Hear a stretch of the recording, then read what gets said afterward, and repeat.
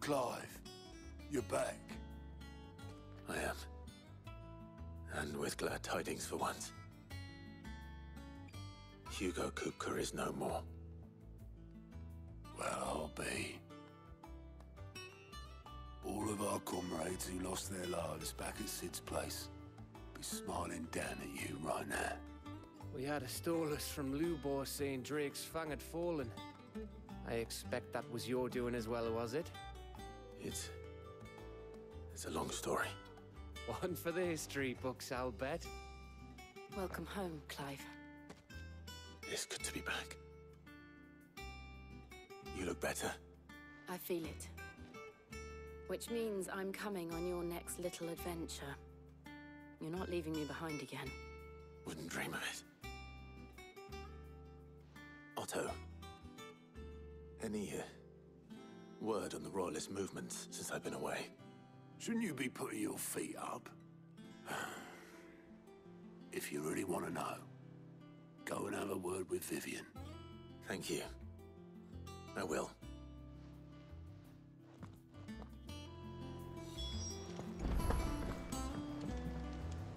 Ah, the conquering hero returns. And with hardly a scratch on him. I may have picked up one or two. Well, the fact that you came straight to me instead of visiting our resident physiker suggests that you picked up something more important. A scent. The scent of Waludas. The very same. But whatever plans Kupka was hatching with the Royalists, he took them to his grave. As did his men. Slaughtered by the orcs who'd taken over the Fang. Orcs, Vivian. I've never seen such creatures in Storm before. The Waludas must have ferried them over from Ash, but why? Why work to rescue Kupka only to invade his home, the mother crystal of an allied nation, and let both fall? It makes no sense. Do you know the tale of the blind men and the Adamantus? One can often be led astray by focusing too closely on individual details. One must instead see the bigger picture. And what bigger picture is there than my map?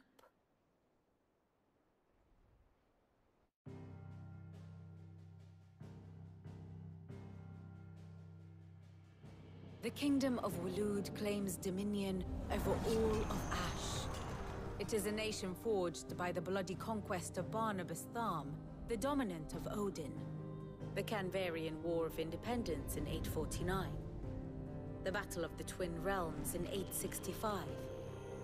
The Battle of Belinus Tor in 873. Wheresoever his armies fought, Odin was found where the fighting was fiercest. But of late, the warrior king appears to have laid his sword to rest. Battle rages for control of the crystalline dominion. Yet Tharm sends not a single ship in support of his Dhalmekian allies. Meanwhile, the Blight ravages great swathes of Ash.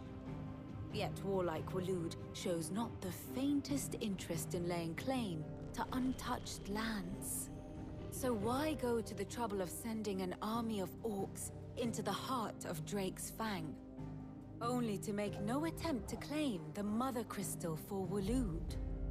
It can hardly be for lack of men. Tharm's armies rival any in the Twins. No. We have not seen the last of the Waluda standard. Odin will ride again. It is but a question of when.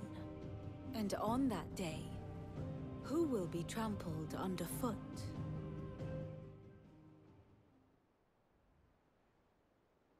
In summary, I know not to what end the Royalists betrayed Kupka. I know only that it is part of some broader scheme. A scheme tied to the ambitions of one man. King Barnabas. But there is no need to wallow in confusion. If one is to cure a sickness, one must first identify the symptoms. And your Lord Uncle has volunteered to do just that by keeping an eye on the Royalists' movements. He's really throwing himself into this. Indeed he is. Which means all that remains for us to do is await his reports. Well, not quite all in your case. The people of the Hideaway must hear the news. Justice has been done. Hugo Kupka is dead. The wounds he left that night are still raw, especially for those who lived with Sid the longest. Tell them that those wounds might finally begin to heal. Consider it the price of today's instruction. I've never known you to be sentimental. What can I say? I am only human. And we are, all of us, sentimental animals at heart. I suppose we are. Very well. I'll go and spread the word.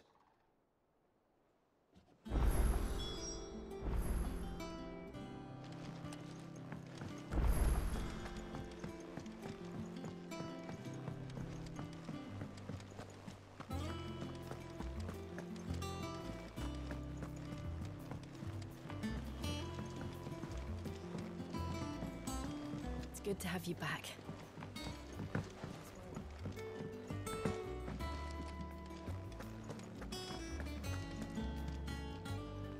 Well, someone looks pleased with himself. It's true what I'm hearing, then. Nothing escapes you, Lady Karen. It's true. Kupka is dead. No more looking over our shoulders, then.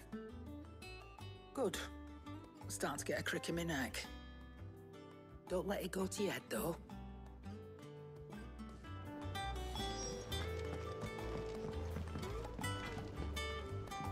Blackthorn, do you have a moment? What is it? I'm busy. I wanted to tell you that Hugo Kupka is dead.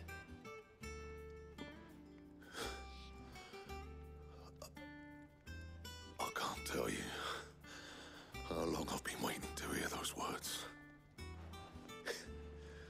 This is it then. A new beginning under a new Sid. I'll try to live up to the name.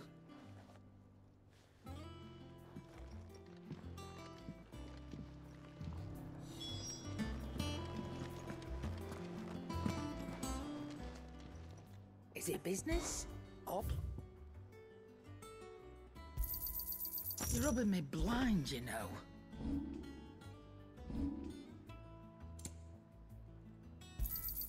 It'd better all be here. Come again.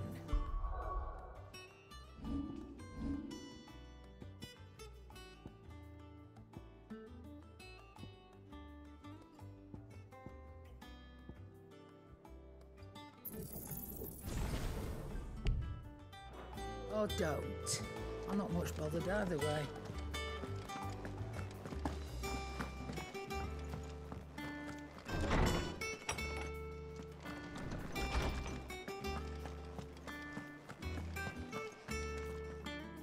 Ah, Clive. Have you come seeking the gift of knowledge? No. To share mine, actually. Hugo Kupka is dead. Oh, my. Can it really be true? Look, he's crying. He is. Big baby. And with good reason, children. These are tears of joy.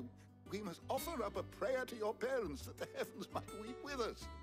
There shall be no lessons today, only thanksgiving and merrymaking. Go, put away your things. All right. Brilliant.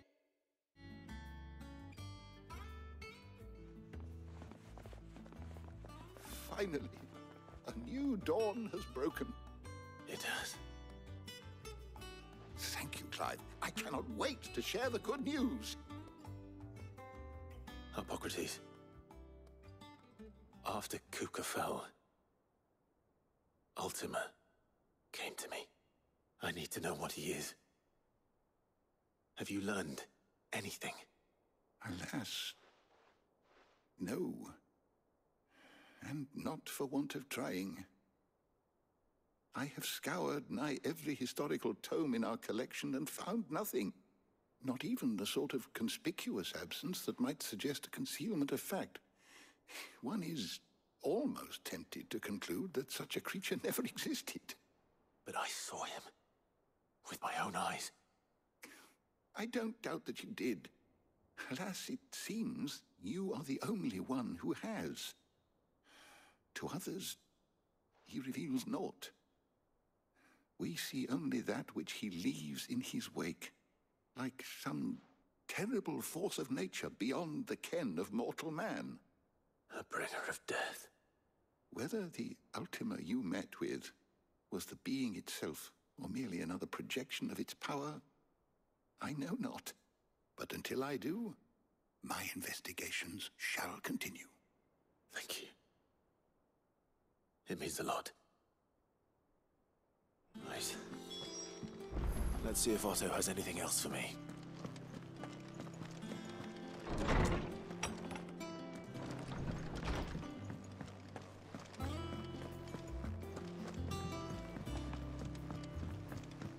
I'm telling you, it's true. I heard it from Otto's own lips. Hugo Kupka is dead.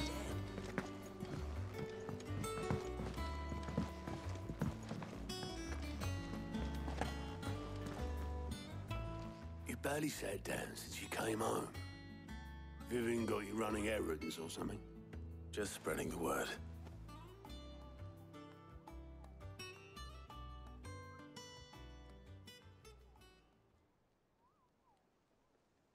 So, the Professor's got a soft side, has she? I'd never have guessed. No. She was right, though. Everyone was glad to hear the news. Ah, but you ain't told everyone. I can think of plenty of friends back at the old hideaway who'd sleep more peacefully for knowing. Not least of all Sid. You should tell him. You're right. I should. And I will. Well, when you do, be sure to take Mid with you. She's been going at it hammer and tongs down in that workshop of hers, trying to do her father proud. I can't remember the last time she visited the old sod's grave. Very well. I'll suggest it.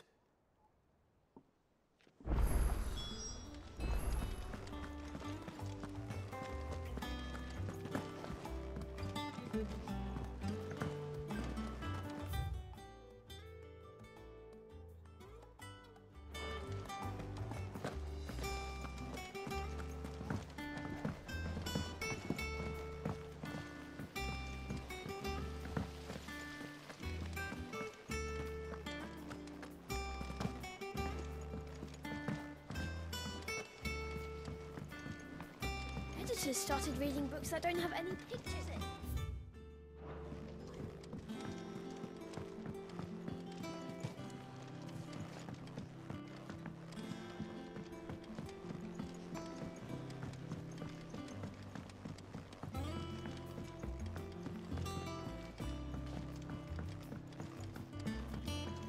If I don't come up with something soon. All right, Clive? What do you want? I'm going to visit Sid, and I thought you might like to come with me. Sorry, I'm too busy for all that right now. I've got to get this thermal displacement stack sorted. Thermal... Displacement stack. Here. And this is for... Only the fastest, finest ship the world has ever seen. The Enterprise. Me and my dad designed it together. Where other vessels rely on the fickle winds to drive them through the water, ours is fitted with mithril engines. And those things have got more push than a behemoth in a bad mood, and more heat than all the hells put together. Which is where the stack comes in. I may have already talked some tight-lipped shipwrights into putting the hull together for me in a little dockyard in Canva. But the stack's a bit more involved, so I'm building it here. Thing is, it's so involved that I'm running behind and it's starting to hold things up over at the shipyard. I'll come and see my dad, though, when I'm done. Whenever that is. Is there anything I can do to help? Good old Clive. I were hoping you'd say that. First things first, I need some parts mecking. The sack will be made up of 3 major components. There's the plating, here, that channels hot vapors away from the engine. The helm over the top, that disperses all that heat into the air. And the shielding around the sides. That stops the rest of the ship from going up in flames. A full suit of armor, then. Probably best to take it one piece at a time. Then you'll need to start with the plating. Everything else fits onto it. I've got the designs and the list of materials here. Show these to Blackthorn. He'll know what to do. I can't make head nor tail of them. Luckily, you don't need to.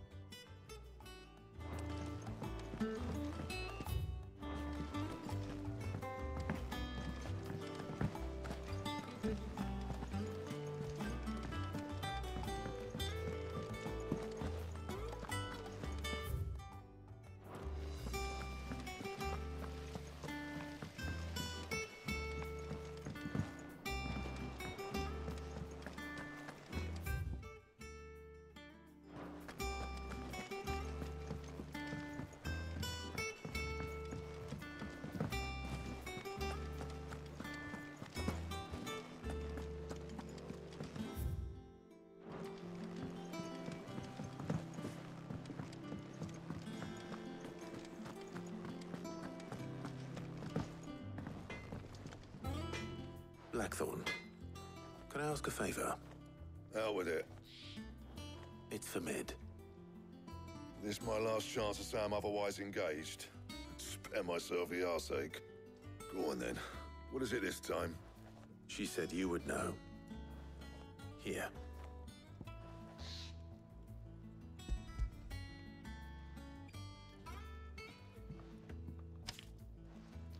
Krieger's Teats.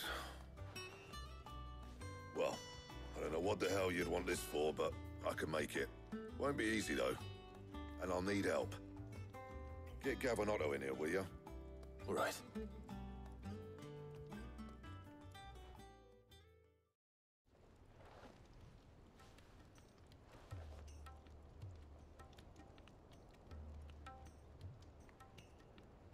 So Mid's roped us all in here again, has she?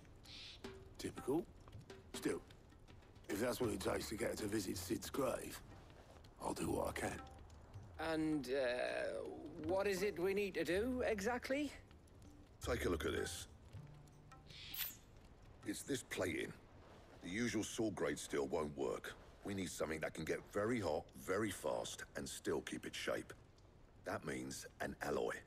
Something that won't break or buckle at the temperatures she's talking about. Which is where you lot come in. I need materials, and I've got my work cut out already. You'll have to fetch them. Now, there's a special kind of sand I'm after that you can only find out in the Velcroy. Stardust, they call it.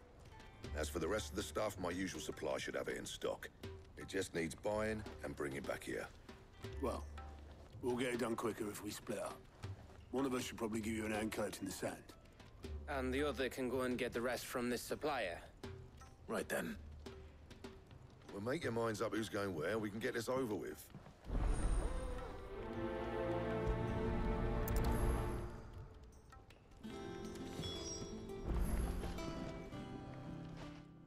You going after the Stardust then, are you?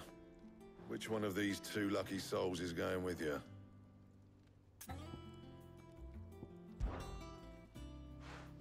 Gav, you're with me. All right, then. So, where do we find this Stardust stuff? There's a river that runs through the southern reaches of the Velcroy. It's the black sand that washes up on its banks that you're after. Southern reaches of the Velcroy, eh? That's down past Dalamil. I'll go and scout the place out. See about hiring us a wagon to bring the stuff back to. All right. I'll meet you by the river. While you're off having a paddle, I'll pick up the rest of the stuff from Blackthorn's supplier. Take care. You two, eh? Don't go letting him fleece ya. Fleece me? I'd like to see him try. In your own time.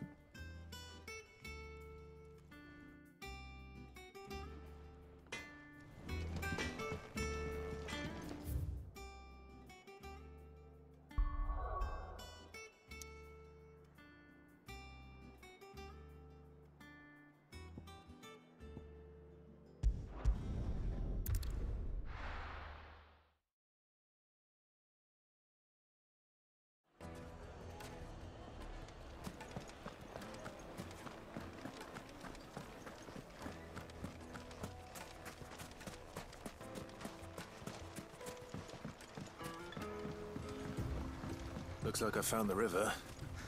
Now where's Gav?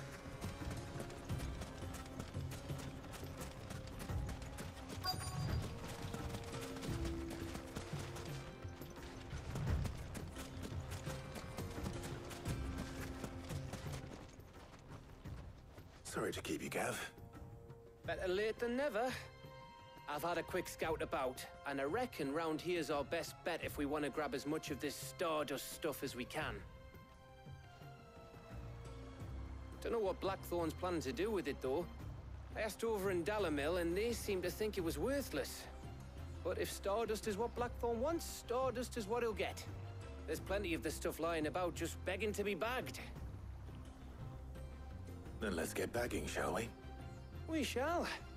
Race ya.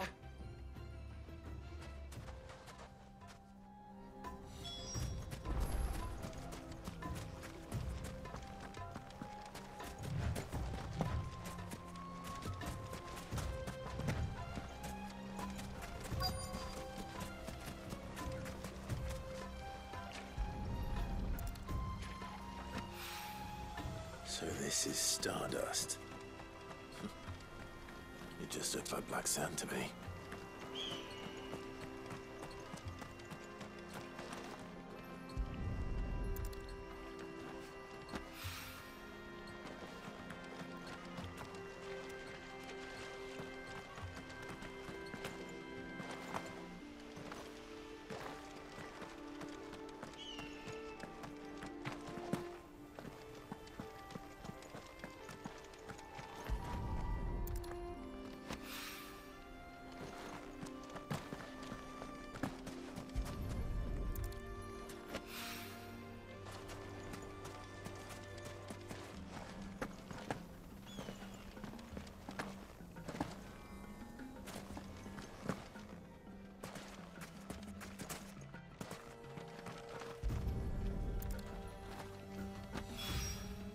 That should be enough for now.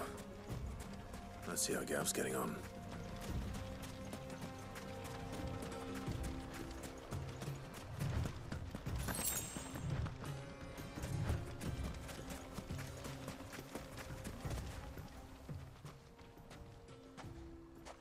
You finished? How much did you get? Enough. I hope.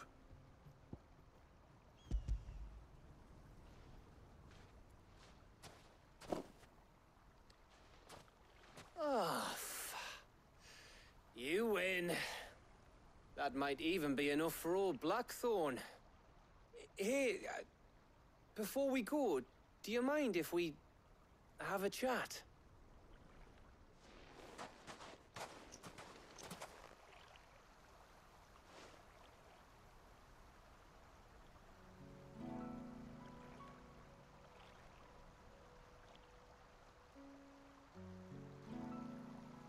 Feels like ages since we had the chance to talk. You know, man to man like. It does, doesn't it? Back when you first took Sid's name, we were talking all the time. Working out what to do and that. There was a lot to work out. And there still is. Those shoulders of yours starting to feel the strain. Hardly ever see you around the hideaway nowadays. Always on some errand or other. You can take a day off, you know. Says the man who spends most of his time behind enemy lines. Only 'cause you keep sending me there. I know I can count on you, Gav.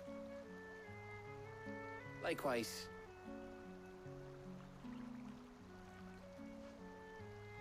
So you keep sending me wherever you need to, and I'll keep going. Safe in the knowledge that I have a home to come back to. Thanks to you.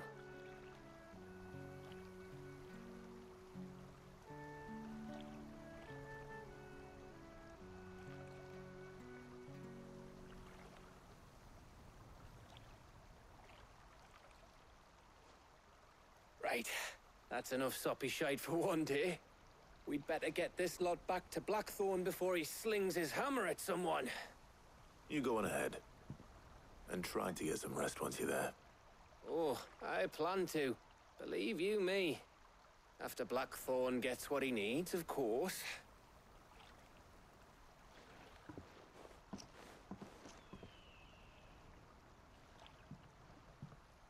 Right. Ready to go home, boy?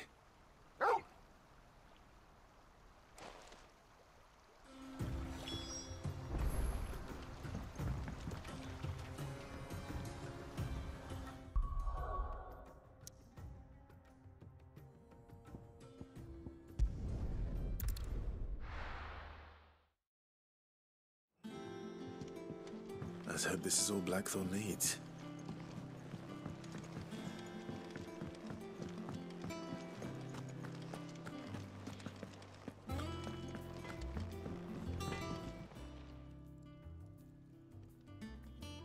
Blackthorn, got everything you need? Yeah. Yeah, I do. Cheers for the stardust. Should be enough to be getting on with.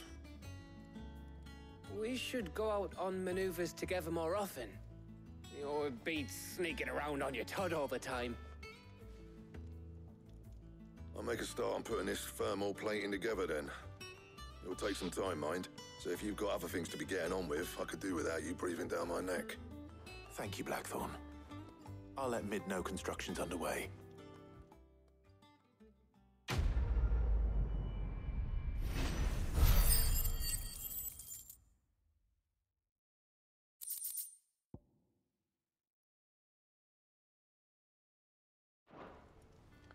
Suppose we'd better be getting back to work too. Give us a shout if you need anything.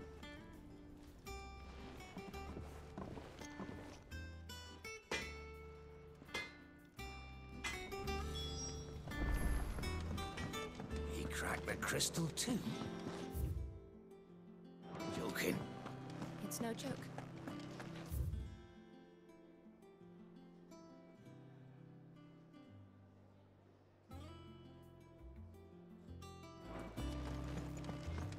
There's nothing left but a crater.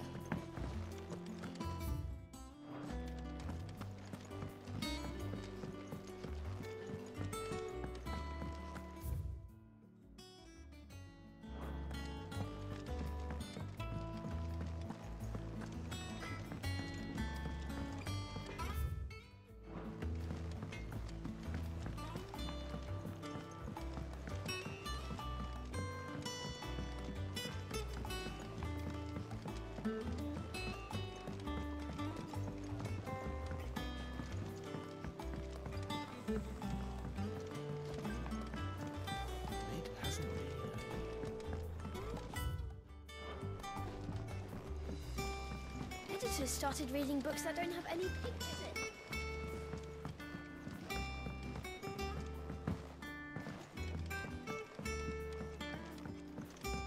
If I don't come up with something soon. You'll be pleased to hear that Blackthorn's started work on the plating. Excellent. 1 down, 2 to go. So, what's next? The helm, of course. For this, we'll be repurposing fallen scrap. Salvage from the ruins?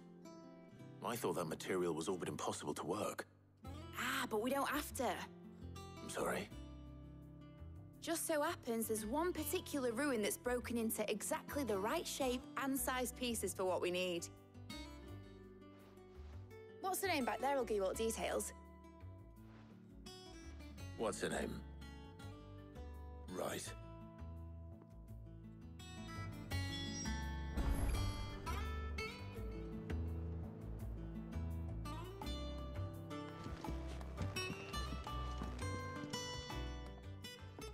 Oh, Sid, is this about the helm? Yes. Mid said I should speak with you.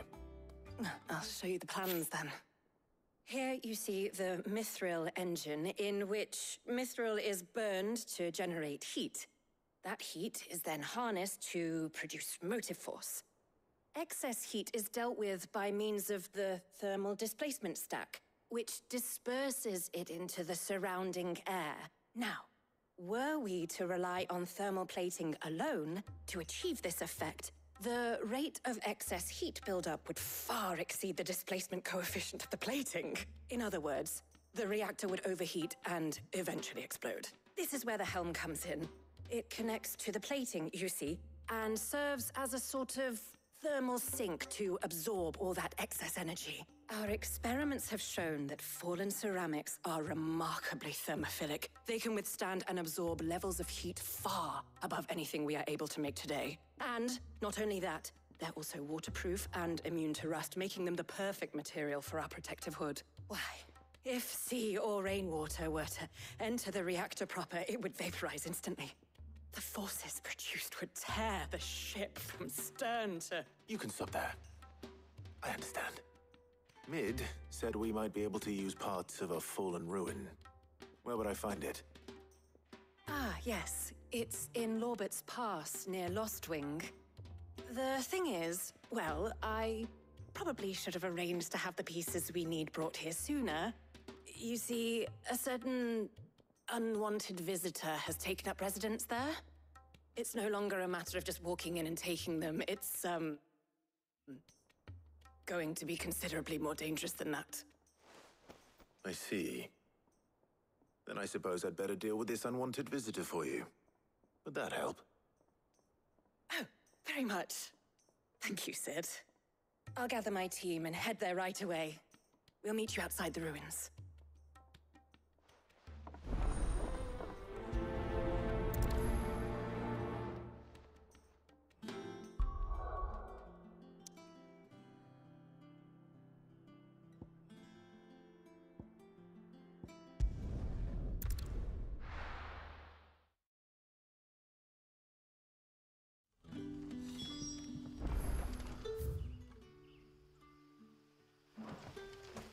Good day to you.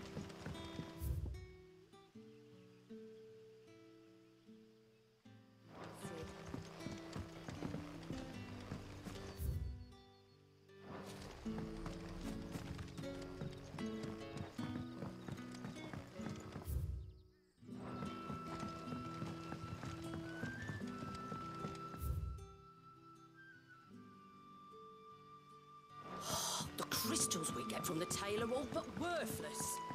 It's not just the crystals.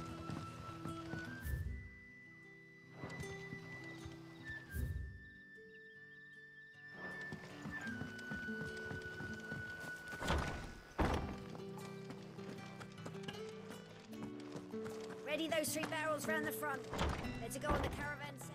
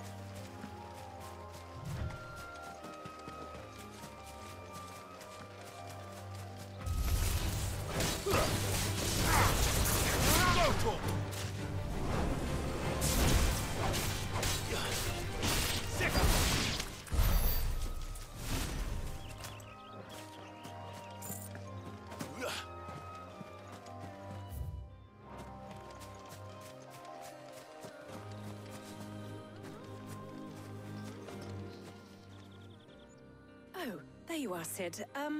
Thanks so much for coming. The, ruins are just over there, as is the creature I told you about, I'd imagine.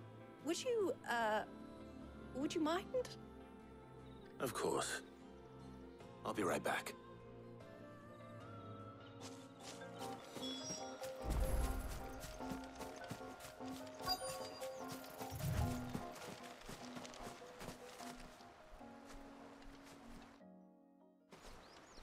Anybody home?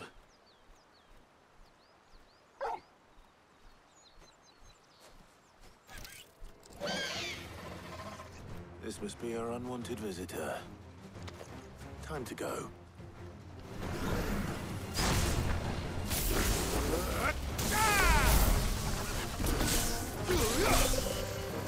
Get him!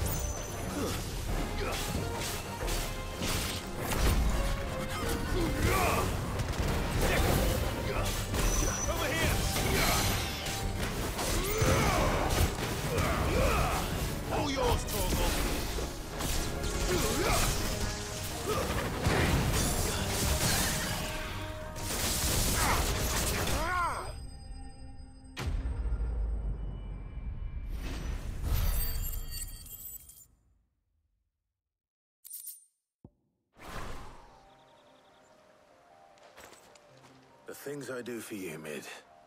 Sid! Oh, thank goodness you're safe. You shouldn't have any trouble now. Indeed. Well, don't let us keep you. We'll, see that everything is transported safely back to the hideaway. All right. I'll let Mid know you're on your way.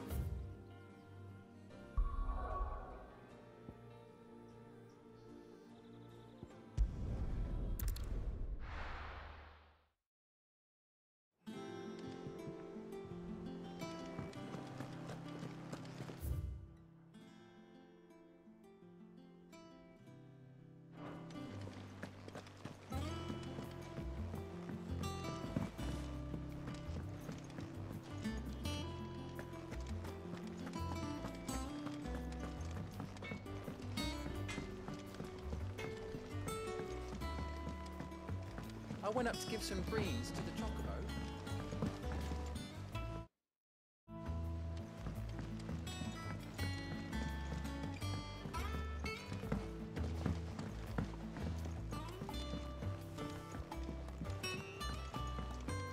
Mid hasn't been. Editors started reading books that don't have any pictures in.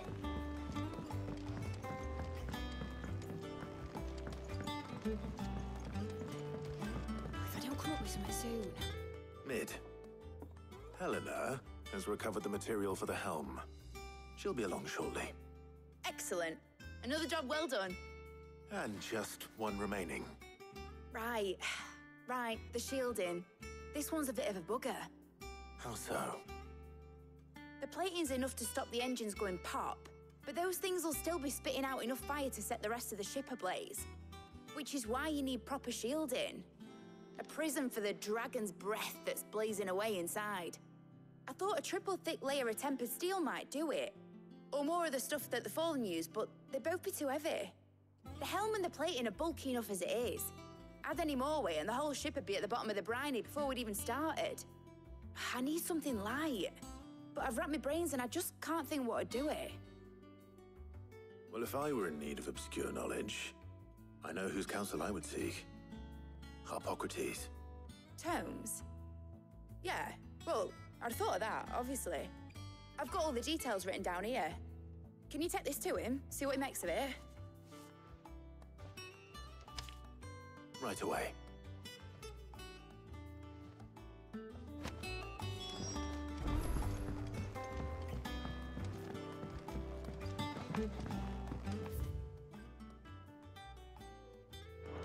I think Mid might need some help.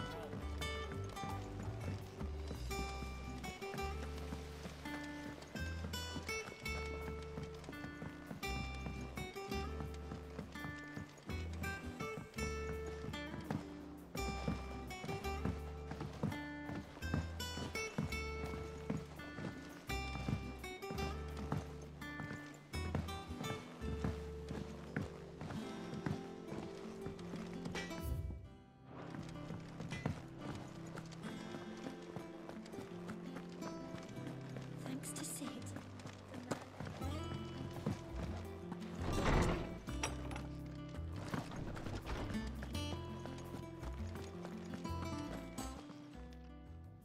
Hippocrates, do you have the moment? For you, Clive, always. Well, actually, it's for Mid this time. Could you take a look at this?